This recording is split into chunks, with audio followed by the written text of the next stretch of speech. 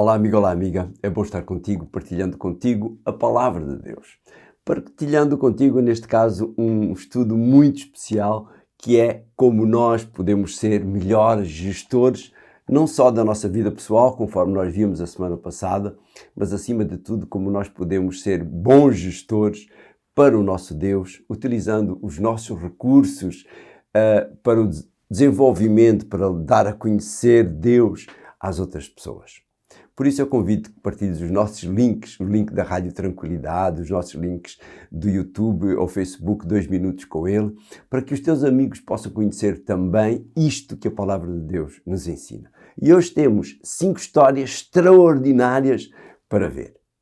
A semana passada nós vimos algumas das razões por que se contraem dívidas e como lidar com elas para as evitar e também para as resolver.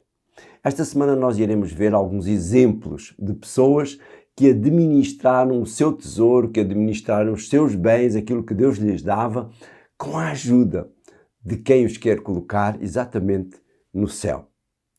Vamos aprender com eles. Vê a advertência a advertência fantástica que Jesus faz no texto base do nosso estudo desta semana. Vem no capítulo 8 e no verso 36 e 37 do livro de Marcos. Diz ele, no verso 36, pois que proveito tem alguém em ganhar o mundo inteiro e perder a sua vida. Depois no verso 37, que poderá uma pessoa dar em troca da sua vida. Neste caso, podemos pensar em troca da vida eterna.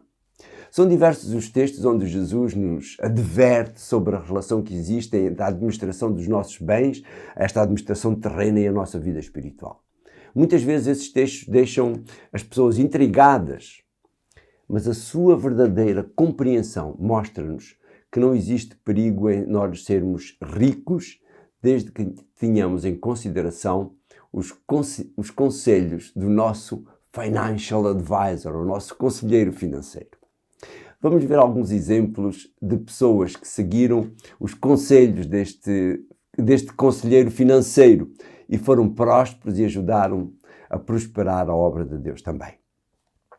Comecemos, por exemplo, com alguém a quem não foram pedidos valores, mas foi pedido algo que requeria uma confiança total naquele com letra grande que lhe pedia. Vamos ver alguns versos do capítulo 6 do livro de Gênesis. Diz no verso 5 do capítulo 6, o Senhor viu que a maldade dos homens crescia cada vez mais no mundo e que as suas intenções e planos eram sempre maus. Continua no verso 6. Mas Deus sentiu pena de ter criado a humanidade e ficou triste. E depois continua no verso 9. Esta é a história de Noé. Noé era a única pessoa justa e honesta que havia no seu tempo e cumpria sempre a vontade de Deus. Mais à frente, no verso 13, por isso Deus disse a Noé, decidi pôr fim a todos os seres humanos, pois a terra está cheia de violência por causa deles. Vou destruí-los juntamente com a terra. Continua no verso 14. Faz uma arca, uma grande barca de boa madeira resinosa, com vários compartimentos e põe-lhe betume por dentro e por fora. Provavelmente já pensaste muitas vezes no que é pedido a Noé. Nunca tinha chovido. E Deus diz-lhe que ele construiu um barco enorme, 150 metros de comprimento, 25 metros de largura, 15 metros de altura. Porque Deus vai destruir a terra com um dilúvio, quando nunca tinha chovido. Noé dedica os 120 anos seguintes a construir essa arca. Imagina a quantidade de recursos necessários para levar a cargo essa obra. Ele vai confiar em Deus, mesmo sofrendo o escárnio, mesmo tendo de utilizar os seus recursos pessoais, mesmo fazendo algo, como nós diríamos hoje, fora da caixa. Logicamente que sabes o fim da história e como valeu a pena o seu sacrifício pessoal, o colocar a sua vida e os seus recursos nas mãos de Deus. Hoje, tal como no tempo de Noé, falamos de algo fora da caixa. Jesus vai voltar e o mundo será destruído e nós precisamos de organizar a nossa vida, os nossos recursos em função disso. O segundo exemplo que nós temos é outro exemplo de fé, outro exemplo de confiança em Deus.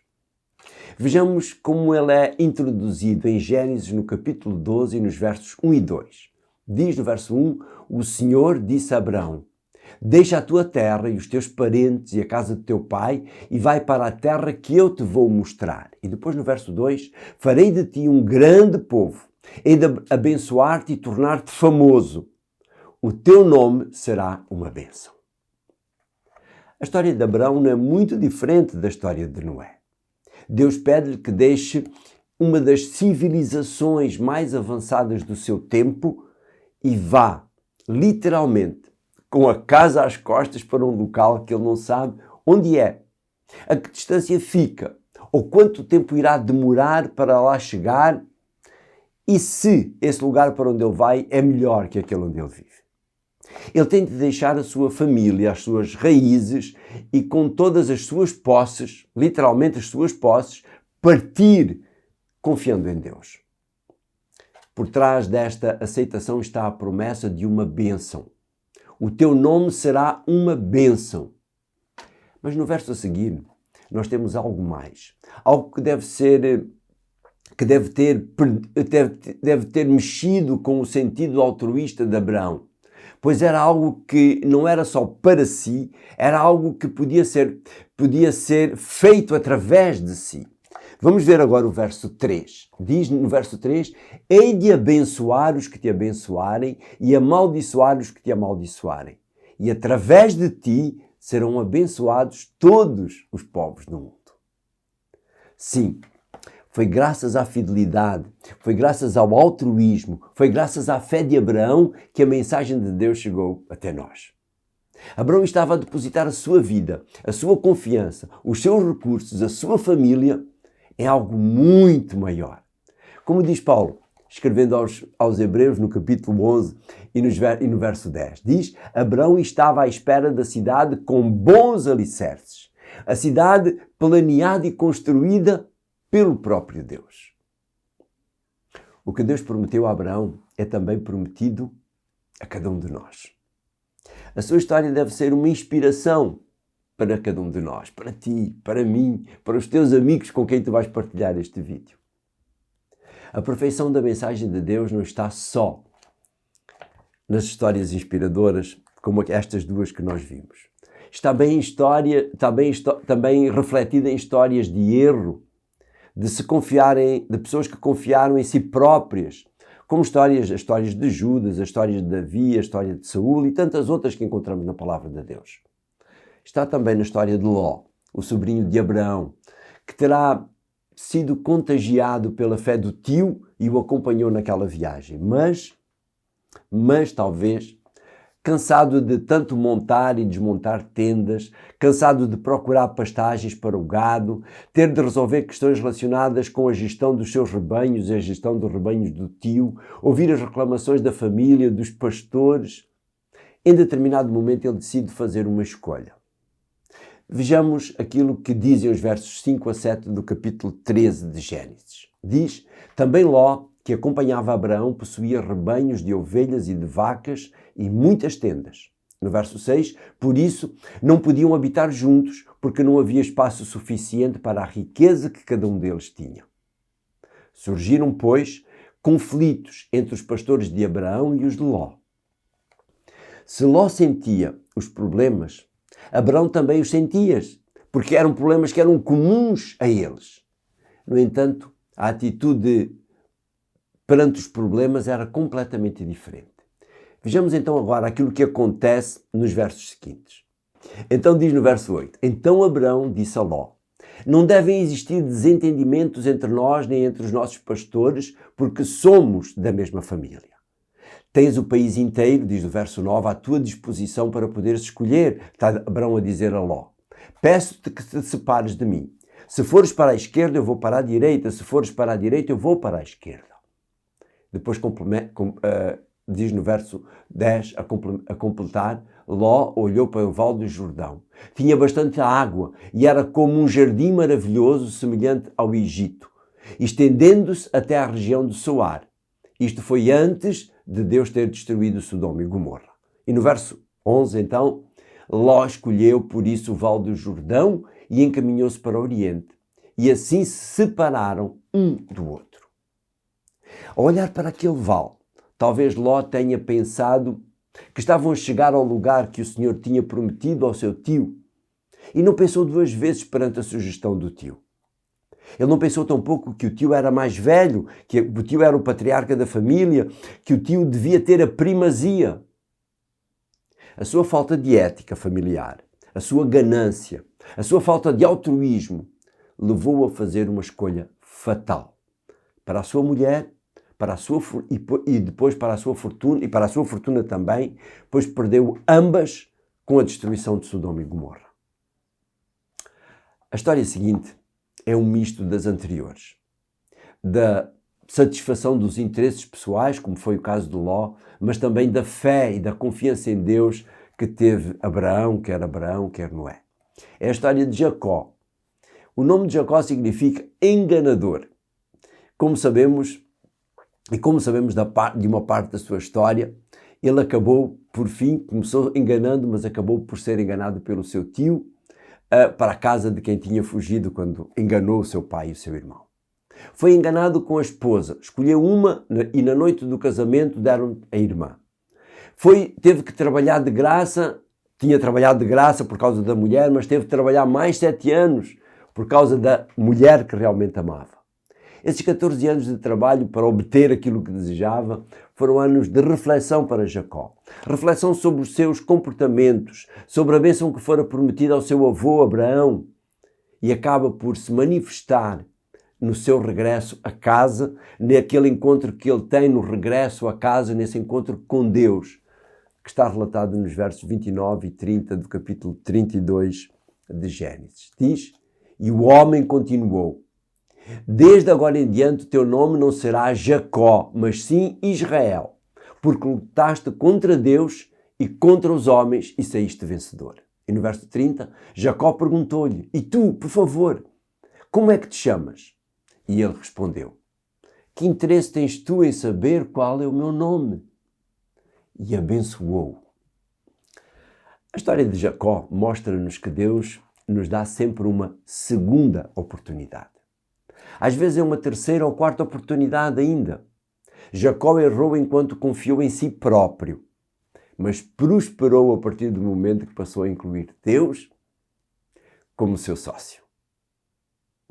A história seguinte é a história do sucesso aparente que podemos obter com as nossas resoluções pessoais e como ele se pode voltar contra nós de um momento para o outro.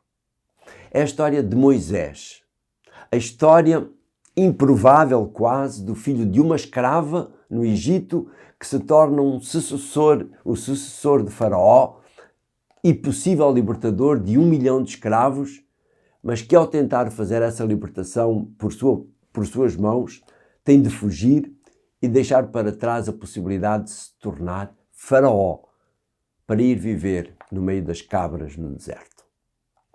Há um pensamento que diz que a vida de Moisés se divide em 3 períodos de 40 anos. 40 anos julgando que por si só era alguém o tempo em que ele viveu no Egito. 40 anos achando que não era ninguém. Foram os 40 anos que ele passou a viver no deserto até Deus o ter chamado. E depois os 40 anos tendo a certeza que com Deus era alguém quando ele conduz o povo até à terra prometida. Paulo, no capítulo 11 da Carta aos Hebreus, resume magistralmente a história de Moisés. Vê o que dizem os versos 24 a 26. Pela fé, Moisés, quando se fez homem, recusou o título de filho da princesa do Egito, filha de Faraó.